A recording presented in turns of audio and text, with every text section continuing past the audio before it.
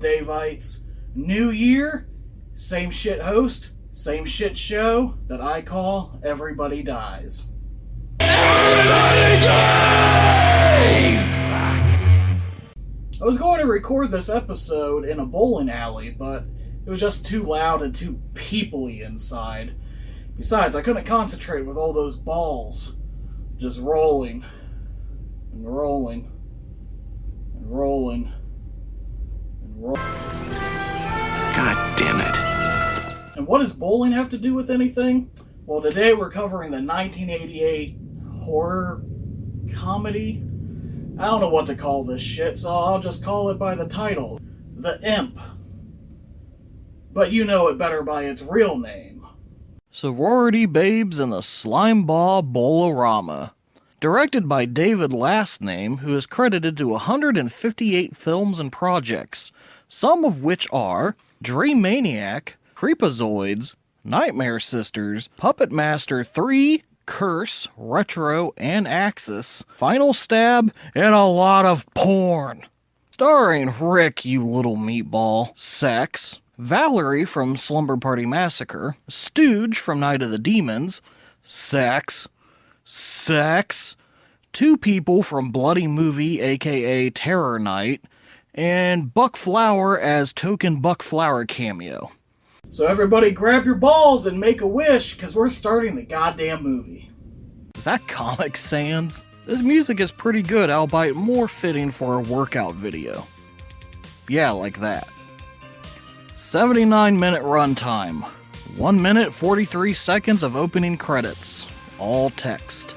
Hey, at least I've had more than a magazine, dude. Yeah, I've seen her. A real canine cutie. What does that mean? What the fuck? What was that? What does that mean? What does that mean? What does that mean? So these nerds are going to peep in on the local sorority as they put some pledges through the traditional ritual, which apparently means having your ass spanked for the rest of time and stealing a bowling trophy. You know, the usual. I like Stooge a lot more in Night of the Demons. He was fat and hilarious. Here he's just fat. Brink Stevens hasn't been the same since that driller killer in the Canadian tuxedo killed a bunch of people, including her. Babs did survive the massacre, and that's why she gets to do the paddling. This scene goes on so long, I don't know how they have any skin on their asses left. I don't think women actually do these kind of things. Well, they do shower. Maybe not for hours at a time, gently massaging each other. Maybe. I lost count of how many crimes these guys committed in the beginning of the movie. But it was the 80s, before the internet, so you had to see boobs somehow. For the last act of the ritual, the girls have to break into the Slimeball Bowl-O-Rama and steal a trophy, and these numbnuts have to go with them. I am not going anywhere with these sex maniacs. Oh no. Except for the sex maniacs. They talk about the sex maniacs all the time. It's just a group of fucking douchebag soldier guys called the Sex Maniacs, and they're a bunch of pervs. Sex Maniacs. Keep talking about the Sex Maniacs. Sex Maniacs. Guest starring Jason, I guess. Sex Maniacs. Sex Maniacs. I don't like it any more than you do. But please, we have to pass this initiation. Oh, please. You're in your 30s. Why is being sexually assaulted and forced to perform breaking and entering worth joining a stupid sorority? So Babs' dad owns the mall that the bowling alley is in, and yet they couldn't afford their own paddle? His name's Buck, and he's raring to fuck. Seriously, no one ever hired Buck Flower. He just always happened to be working a menial job at that location that they were filming at. And here he's apparently Zeke the plumber. Is he bucking his flower?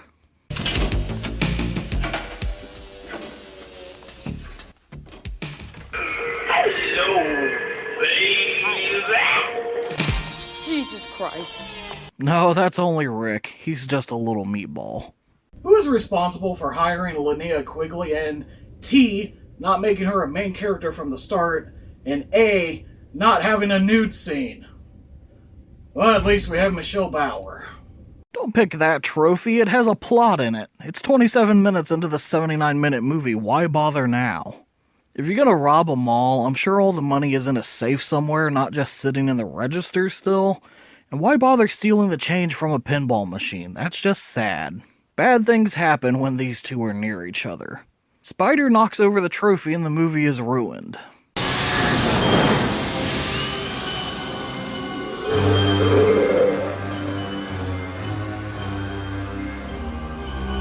Whose rubber dog is this? Ow! It's about time, too.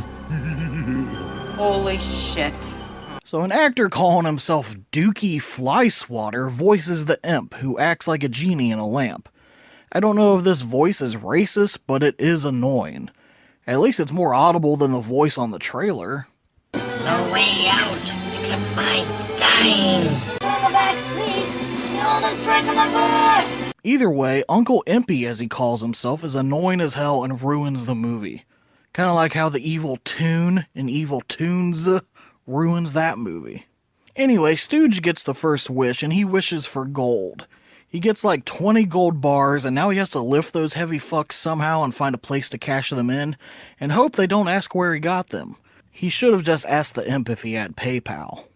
Todd from Terror Night, aka Bloody Movie, is next. It's probably to not be dressed like Jesse Walsh anymore. Come here, kid. I bet you want to walk that little bitch in the sweater. I bet you want to poke her butt from here to Pocono, don't you? Yeah, that's for me. You got it. Oh, he just wanted Michelle Bauer and less clothes. Well, that's what we all wanted. It's a waste of a wish, though, because you know it was going to happen eventually. Also, I don't think that this would fly nowadays. Meanwhile, Buck Flower is still classing up the movie. Fuck, it's stuck tighter than an aunt's cunt. Best thing to do is not panic. There's nobody out there that can hear you. So just don't panic. Just be calm and... God damn it, I want out! Let me out! I want out, somebody! God damn it! This whole scene makes me feel uncomfortable in many different ways. Brink Stevens asks to be prom queen because she apparently sucks at making wishes. She hasn't been to a prom in like 16 years. What's next, Killbots? Turns out Uncle Impy is an asshole and his wishes fall through. What a surprise. The gold is fake, the dress falls apart, and Michelle Bauer is probably going to put clothes on. Though I doubt it. Turn them into zombies, sure, but why is one of them the Bride of Frankenstein? Have a nice trip. See you next fall. Crack me up. Shut up. They gang up on Stooge and put his balls in the ball washer. His eyeballs, anyway. I don't know why it's so full of red paint, though. It's been like an hour, they still have clothes on, kinda. Even with her possessed by an evil rubber dog, this guy still can't get laid. And now one of our hostesses will demonstrate her perfect bowling form.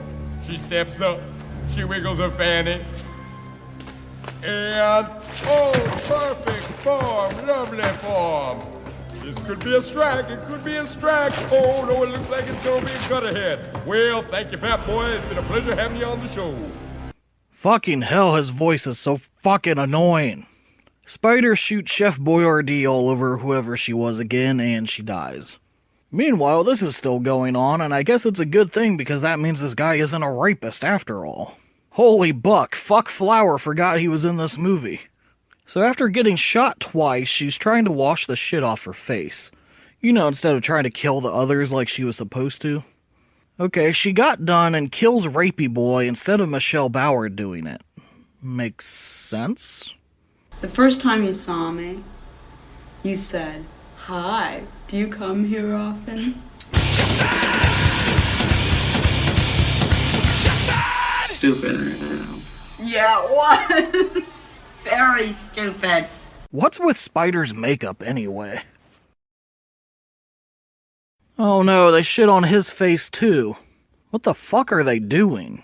Well, that's a lazily, poorly done and thought out non-effect, and it's so fucking dark even when I lighten the image you still can't make it out. Babs has been running around on her own for hours. Finally, she's confronted by the imp, who has a long, annoying, boring monologue before Shitface attacks her. No!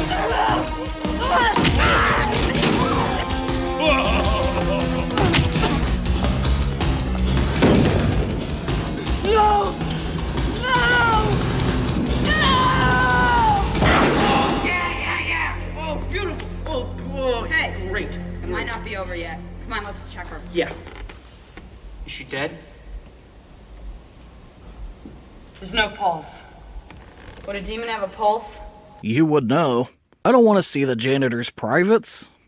Once again, I don't think Buck Flower was given a script. He believed this was all happening and this was his reaction. Buck knows about the imp and tells a long, boring monologue about a guy who conjured the imp to be a better bowler. The funny the first time, not the 88 times after of him mishearing everything they say, finally ends and Spider says what anyone who read the plot of this movie would say. Oh, great idea. Good idea. Yes. Come on.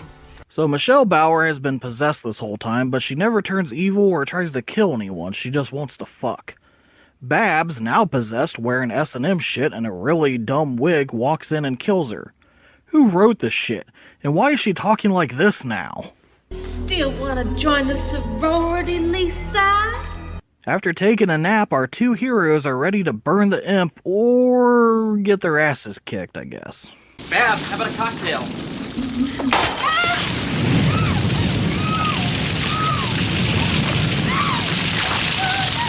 I'm surprised he didn't accidentally throw it at Spider. Holy shit. Fucking run!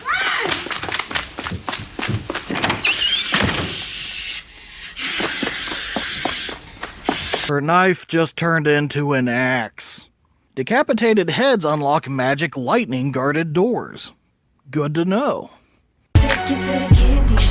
They forgot about the imp and drive off instead, and Shitface returns. Ooh, trick play! Spider sneaks behind the imp and traps him. That was hard. Calvin crashes but lives. They wait around for hours for the sun to come out for some reason, and they ride off to fuck. We end the movie with Uncle Impy in this can, leaving us with one last unfunny joke. Cue credits that are 4 minutes and 22 seconds long. This movie was only 79 minutes long, and 6 minutes of that was credits. Sad. Well, that was dumber than hell, but that's what it sought out to be, so I guess it succeeded.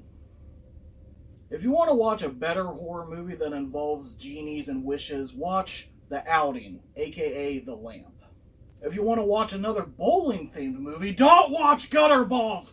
It's the personification of fucking shit garbage. Anyway, I keep getting complaints from myself that I don't cover enough slashers on this show.